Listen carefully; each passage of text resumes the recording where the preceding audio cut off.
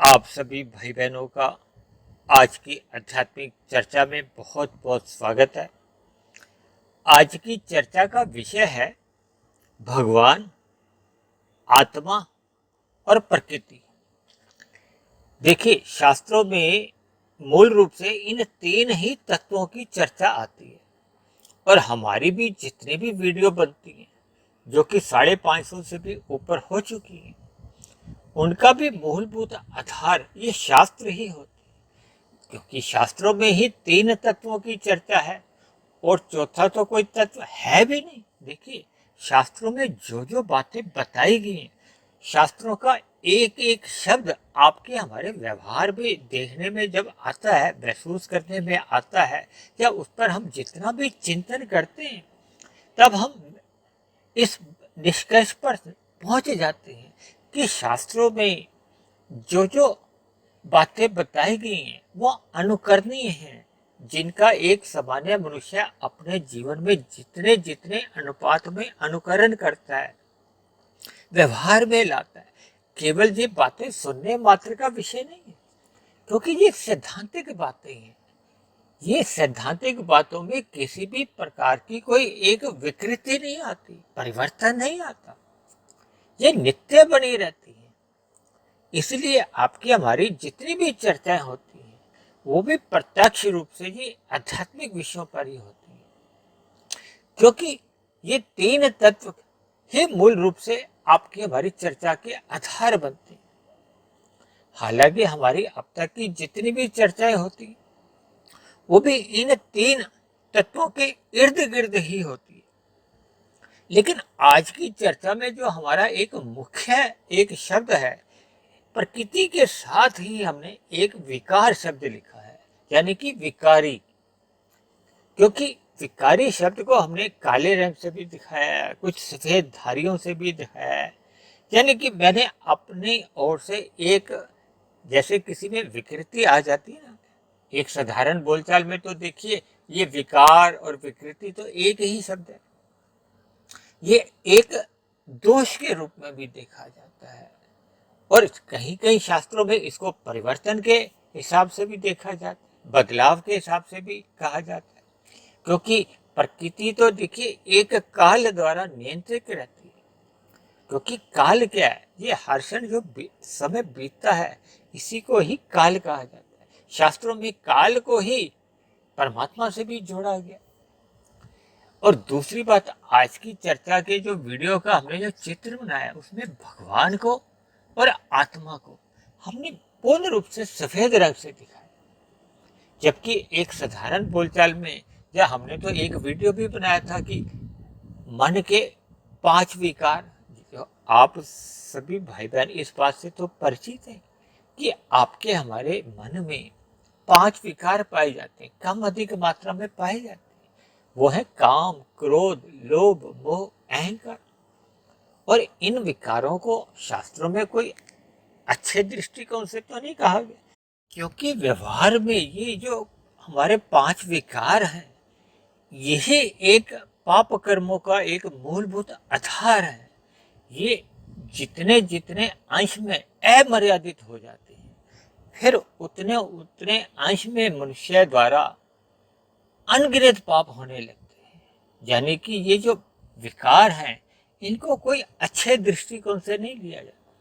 लेकिन आज हमारा जो एक दृष्टिकोण है, वो इन तीन तत्वों के बीच में एक जानने का भी है कि परमात्मा को तो देखिए निर्विकार कहा जाता है, और आत्मा के लिए देखिए ये जो मन के विकार हैं, तो फिर ये आत्मा से भी कुछ संबंध रखते हैं। और प्रकृति के साथ हमने क्योंकि विकारी शब्द लिखा है, तो इसलिए इसका मूलभूत संबंध फिर ये प्रकृति से ही है। क्योंकि आत्मा और भगवान को तो हमने एक सफेद रंग से दिखाया, यानी सफेद रंग अपने आप में एक शुद्धता को दिखाता है। और अक्सर मैं आत्मा संबंधित जब भी कोई विषय लेता हूँ, भगवान को या आत्मा को मैं अक्सर सफेद रंग से ही दिखाता हूँ, क्योंकि ये दोनों एक चेतन तत्व है। भले ही आत्मा अपने आप में तो शुद्ध मानी जाती है, लेकिन आत्मा क्योंकि अणु है, वो प्रकृति के संपर्क में आते ही ये प्रकृति के जो दोष हैं, जिसके दोष के हैं तमोगुण रजोगुण, ये दो जो गुण हैं प्रकृति के, ये एक आवरण के रूप में लिए जाते हैं। जबकि सतोगुण तो देखिए एक साधना के लिए, एक मुक्ति के लिए एक अच्छा गुण बताया जाता है। यानी कि मनुष्य अपने जीवन में जितने जितने अंश में सतोगुण का संग करता है तो उसके जीवन में निखार आता है, उन्नति होती है। तो इसका मतलब यह है कि ये जो तमोगुण और रजोगुण का जो एक आवरण है, ये आत्मा के ऊपर एक विकार ले आते हैं, उसको विकारित कर देते हैं। चेतन तत्व का मतलब यह है कि आत्मा और भगवान में काफी गुण एक समान जैसे। देखिए भगवान के लिए तो कहा जाता है ना, भगवान तो सर्वशक्तिमान है, सर्वव्यापी एक सत्ता है, कण कण में मौजूद है, ऐसे शब्द आते हैं। क्योंकि परमात्मा ने तो देखिए सभी पे एक दया दृष्टि भी रखी हुई है, किसी भी जीव मात्र को कष्ट नहीं हो ऐसी परमात्मा की इच्छा बनी रहती है। और परमात्मा क्योंकि सर्वज्ञ है, वो सब कुछ जानने वाली। देखिए आत्मा तो स्वयं को ही जानती है ना, एक आत्मा दूसरी आत्मा को तो नहीं जानती। हम केवल चेतन हैं, भले ही हमारे में भी कुछ परमात्मा जैसे गुण हैं, परमात्मा भी नित्य है, हम भी नित्य हैं।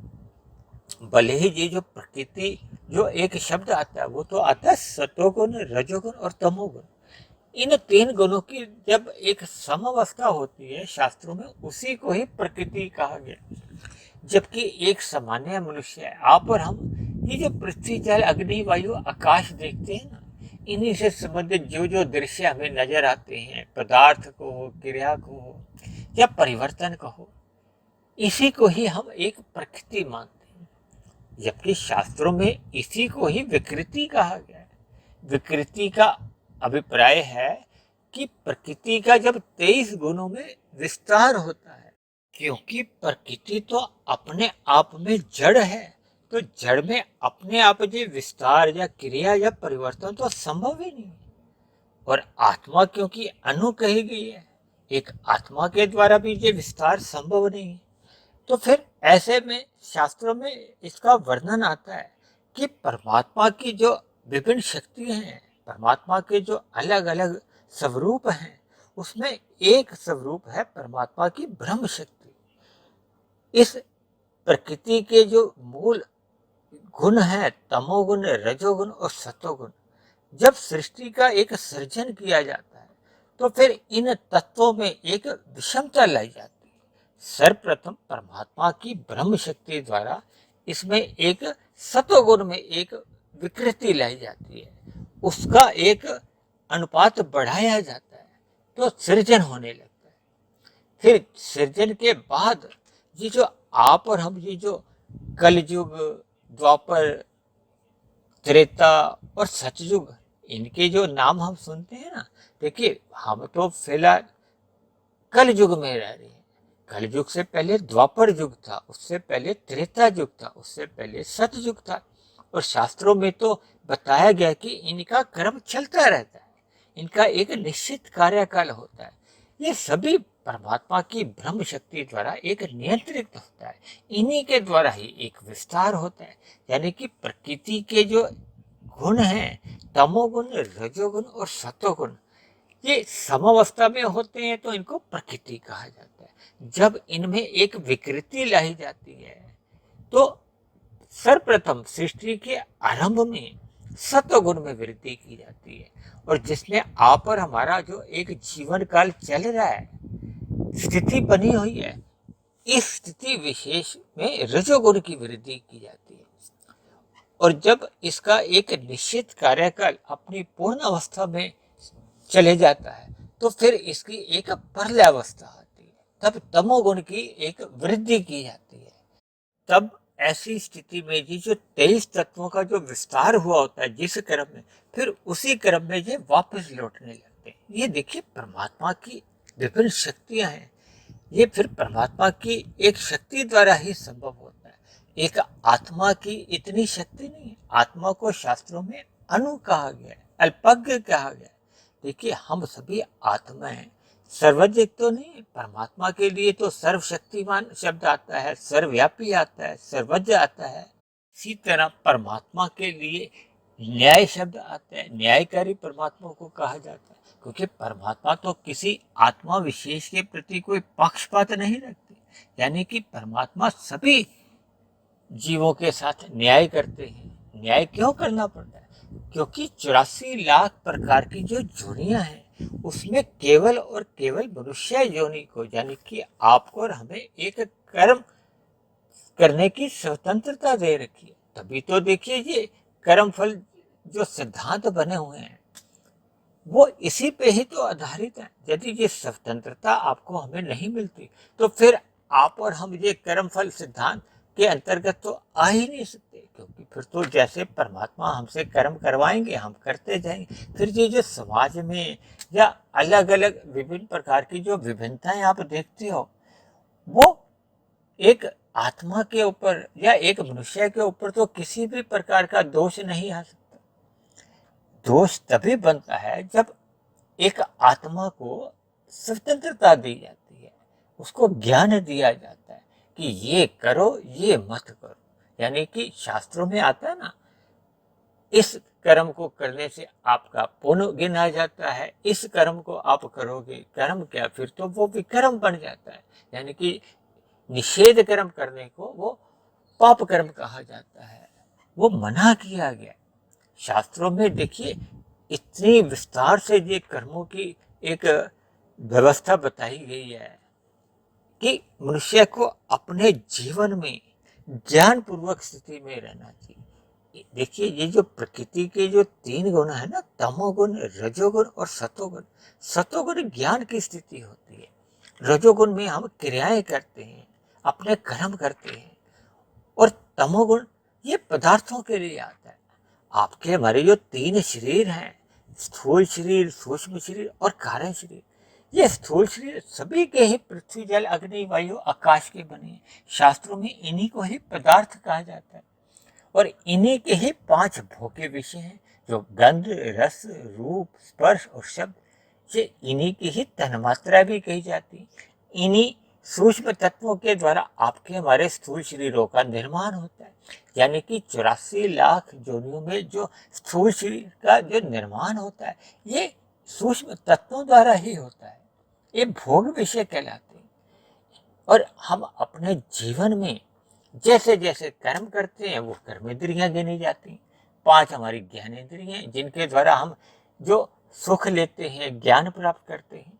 और एक मन बुद्धि, ये हमारा सूक्ष्म शरीर के ये एक तत्व माने जाते हैं। और कारण शरीर में हमारा आपका ये अहंकार तत्व रहता है, जिसमें हम कर्ता भाव से जितने भी कर्म करते हैं फल पाने के उद्देश्य से, तो उसका कर्माशय बनता है। और जैसा जैसा कर्माशय बनता है, तो उसके हमारे संस्कार भी बनते हैं। ये भी कारण शरीर में ही रहता है। देखिए, ये सभी बातें जो शास्त्रों में बताई गई हैं और अक्सर हम चर्चाएं करते हैं, इन सभी बातों को आप चिंतन कर सकते हो, मनन कर सकते हो।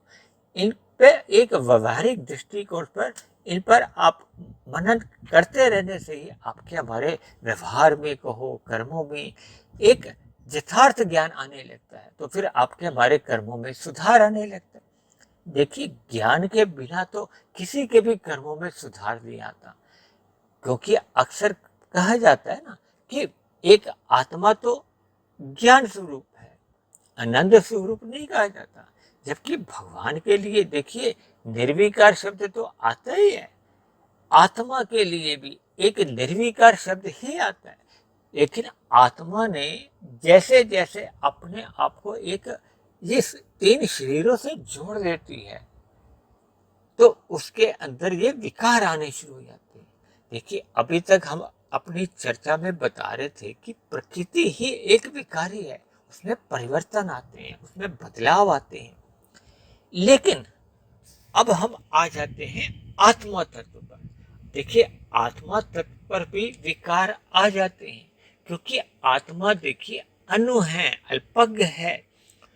वो अपने स्थूल शरीर की कर्मेंद्रियों द्वारा, ज्ञानेंद्रियों द्वारा ये कर्म फल के जो एक सिद्धांत बने हुए हैं, इनके साथ अपने आप को जोड़ लेती है, संयोग कर लेती है। ऐसा ये हमारा स्थूल शरीर की इंद्रियों का दोष बताया जाता है। ये दृश्य के साथ कहो या प्रकृति के जो पदार्थ हैं, ये तमोगुणी पदार्थ हैं या रजोगुणी जितने भी आकर्षण हैं, ये मनुष्य के स्थूल शरीर को आकर्षित करते हैं और इस आकर्षण में वही वही मनुष्य फंस जाता है जो अपने आप को एक सतोगुण की स्थिति में नहीं रखता, परमात्मा की सम्मुखता नहीं बनाता। देखिए, ये जो विकार आपके हमारी आत्मा पर अस्थायी रूप से आ जाते हैं, ये तमोगुण और रजोगुण के मल रूपी अंशों से ही आते हैं। यानी कि जब हम अपने स्थूल शरीर की अवस्थाओं से आगे निकल जाते हैं, ले ही आपके हमारे स्थूल शरीर की आवश्यकता है, उनकी तो पूर्ति के लिए प्रकृति के पदार्थों का उपयोग करना आवश्यक है। लेकिन जब जब मनुष्य उपयोग से नीचे गिर जाता है, भोग प्रेरित इन पदार्थों को एक लोभ से संग्रह करने लगता है, पदार्थों के भोगों में अपने आप को लिप्त कर लेता है, तो फिर उसका ये रजोगुण आरंभ में बढ़ता है। फिर रजोगुण बढ़ने के साथ साथ उसमें प्रमाद आने लगता है, आलस्य आने लगता है। फिर वो इन प्रकृति के पदार्थों के भोगों को भोगने का आदी हो जाता है, व्यसनी बन जाता है, उसका स्वभाव बन जाता है।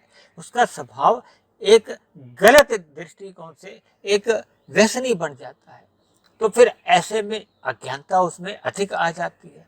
अज्ञानता आने से फिर उसको जो ज्ञान विज्ञान है प्रकृति के कर्मफल व्यवस्था का, वो उसको भूल जाता है। परमात्मा से उसकी विस्मृति हो जाती है। परमात्मा की विस्मृति उसी क्षण हो जाती है जब हम सत्वगुण का संग छोड़ देते हैं, हम रजोगुण में आ जाते हैं। देखिए, रजोगुण में तो आपका हमारा ज्ञान धुंधला रहता है, हमें केवल अपने अपने भोग विषय ही प्रिय लगते हैं या अधिक से अधिक अपने परिवार के सदस्यों की। तो ऐसे में मनुष्य अज्ञानतावश फिर पाप कर्म करने लगता है। अज्ञानता इसलिए कह रहा हूँ क्योंकि ये कर्मफल का सिद्धांत है कि जब जब हम पाप कर्म करते हैं तो उनका भविष्य में हमें दुख रूपी फल भोगना ही होता है। तो इसलिए ये तो मनुष्य की एक अज्ञानता है। ये हम प्रकृति से ऋण ले रहे हैं, प्रकृति के प्रति हम जो अन्य जीवों के प्रति पाप करते हैं या प्रकृति के पदार्थों का एक दुरुपयोग करते हैं, तो ये सभी पाप कर्म की श्रेणी में हमारे कर्म आ जाते हैं। और मनुष्य क्योंकि अज्ञानतावश ये करता जाता है, तो फिर उसके संचित कर्मों का जो कर्माशय है उसमें पाप कर्मों की अधिकता होने लगती है, जिसके फलस्वरूप मनुष्य की मरने के बाद नीचे की योनियों में अधोगति होती है। क्योंकि शास्त्रों में कहा गया है, देखिए शास्त्रों का ज्ञान तो तभी होता है ना जब हम सतोगुणी स्थिति में रहते हैं। शास्त्रों में बताया गया जब जब मनुष्य के संचित कर्मों में पाप और पुण्य कर्मों की कम से कम तुल्यता हो या पुण्य कर्मों की अधिकता हो। देखिए, पुण्य कर्म कब मनुष्य करता है, जब वो या तो अपने आप को सतोगुण में स्थित करता है या रजोगुण की एक उच्च अवस्था में रहता है या सतोगुण की एक अवस्था में रहता है, तब मनुष्य कर्म कांड करता हुआ इन पाप कर्मों से अपने आप को बचा पाता है। लेकिन जैसे जैसे मनुष्य इन विषय भोगों को भोगने का आदी होता जाता है, तो फिर ये जो शास्त्रों का जो अध्ययन है या परमात्मा की जो सम्मुखता है उससे सहज ही उसकी विमुखता आने लगती है और फिर वो रजो और तमोगुण के गुणों में ही अपने आप को बहा ले जाता है। उसको स्वयं भी पता नहीं चलता कि कब उसके जीवन में ये जो विकार हैं ये बढ़ते जाते हैं। ये काम, क्रोध, लोभ, मोह, अहंकार ये इतने अधिक बढ़ते जाते हैं जो उसको पाप कर्म करने की प्रेरणा देते रहते हैं और पाप कर्म करने को ही बाध्य कर देते हैं। ये जो समाज में हम जितने भी अपराध देखते हैं, इसका मूलभूत कारण ये काम ही है। काम, क्रोध, लोभ, मोह, अहंकार ही होते हैं। भगवान श्री कृष्ण ने तो गीता में ये काम, क्रोध, लोभ को नरक के 3 दरवाजे बताए। नरक का अभिप्राय ही नीचे की योनियों से होता है, दुखों से होता है। इसलिए हम सभी भाई बहनों को अपने मिले हुए जीवन में अपने इन विकारों से बचने के लिए अपने आप को सत्वगुण में ही स्थित करना होगा, परमात्मा की सम्मुखता बनाए रखनी होगी, ज्ञान में स्थिति में रहना होगा, क्योंकि मनुष्य जोनि कर्म जोनि है, साधना जोनि है। देखिए, अगर मनुष्य अपने मिले हुए जीवन में सत्वगुण का संग करते करते अपने आप को सत्वगुण में स्थित कर लेता है और फिर विशुद्ध परमात्मा जो सत्वगुण में स्थित है, तो देखिए परमात्मा तो निर्विकार माने जाते हैं। आत्मा और प्रकृति, देखिए प्रकृति तो स्वभाव से ही विकारी है, हालांकि उसके विकार में कोई अपने आप में कोई ऐसा दोष नहीं माना जाता।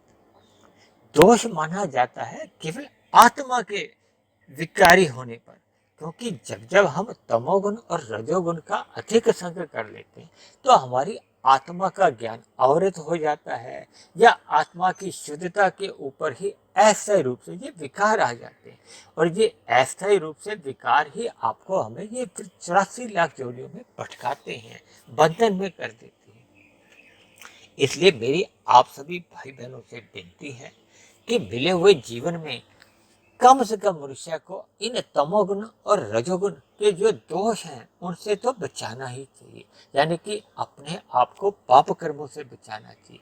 और मनुष्य जोनि पाकर आपके हमारे पास एक और अवसर है कि हम साधना कर सकते हैं। साधना क्या, जब मनुष्य अपने आप को सत्वगुण में स्थित कर लेता है और विशुद्ध सत्वगुण यानी कि परमात्मा को पाने का अपना एक लक्ष्य बना लेता है, तो फिर उसकी ये साधना आरंभ होती है, आध्यात्मिक यात्रा आरंभ होती है। और इस आध्यात्मिक यात्रा पे वो जितने जितने अंश में आगे बढ़ता जाता है, अग्रसर होता जाता है, तो फिर उतने उतने अंश में उसका तमोगुण और रजोगुण का जो एक मल रूपी अंश से वो दूरी बना लेता है, और ऐसी दूरी बनने पे फिर उसकी आत्मा पर किसी भी प्रकार के देखिए विकार जन्म नहीं लेते। और दूसरी बात देखिए, प्रकृति के जितने भी ये जो विकार आते हैं वो अपने आप में कोई दोष नहीं है। देखिए, जैसे हम एक उदाहरण के लिए इस बात को आप समझिए कि जैसे हम दूध में एक दही जमाने का काम करते हैं, दही से फिर उसमें एक घी की या मक्खन की जो एक प्रक्रिया होती है, तो ये एक प्रकृति के पदार्थों में बदलाव है।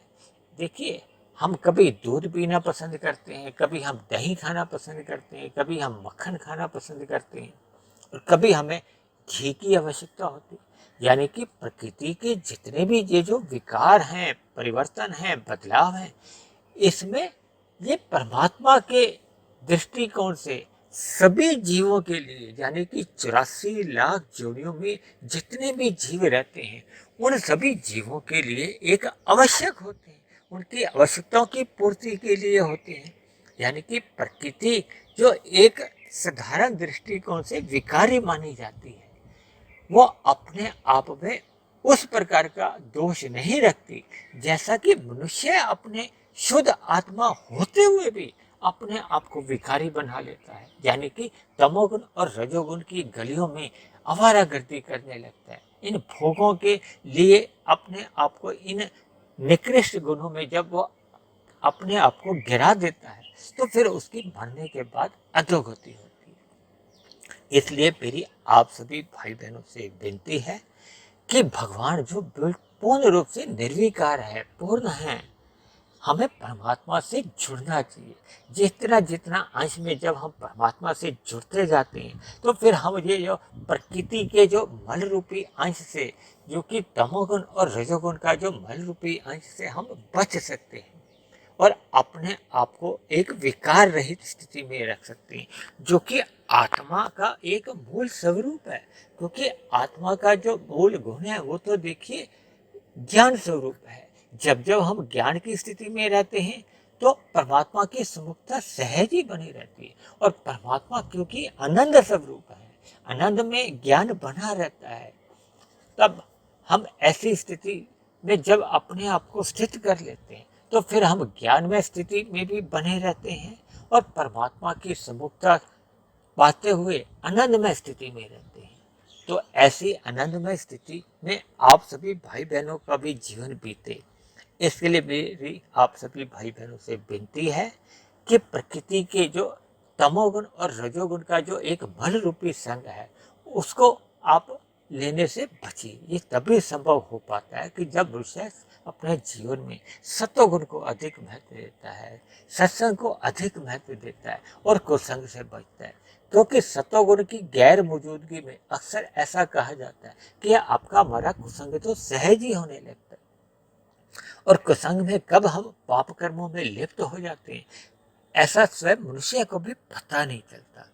इसलिए मेरी आप सभी भाई बहनों से बार बार विनती है कि तमोगुण का जो मल रूपी जो एक संग से बचना चाहिए, और रात को मनुष्य को जल्दी सो जाना चाहिए, और सुबह प्रकृति का जब ब्रह्म मुहूर्त होता है, सूर्य निकलने से पूर्व के जो 2.5-3 घंटे होते हैं, उस ब्रह्म मुहूर्त का संग अवश्य ही करना चाहिए। क्योंकि वो प्रकृति का एक शुद्धतम समय होता है, जिसके फलस्वरूप हमारा आपका एक दिन में जब रजोगुण चल रहा होता है, वो भी फिर हमारा आपके जीवन में एक मर्यादा में रहता है। क्योंकि मनुष्य का जब ब्रह्म मुहूर्त का संग होता है, तो उसके जीवन में एक अनुशासन आता है, एक व्यवस्था रहती है, उसके जीवन में दिनचर्या में एक सकारात्मक परिवर्तन आने लगते हैं, उसका परमात्मा की ओर सहज ही प्रवृत्ति होने लगती है। क्योंकि देखिए, हम तो अपनी जितनी भी ये जो परमात्मा या आध्यात्मिक विषयों पर, आत्मा और प्रकृति पर जितने भी हम जो विषय लेते हैं, उन सभी विषयों की जो वीडियो बनती हैं, वो सभी ब्रह्म मुहूर्त में ही बनती है, जिसमें परमात्मा की एक विशेष कृपा बनी रहती है, प्रकृति का एक शुद्धतम सत्वगुण की कृपा बनी रहती है।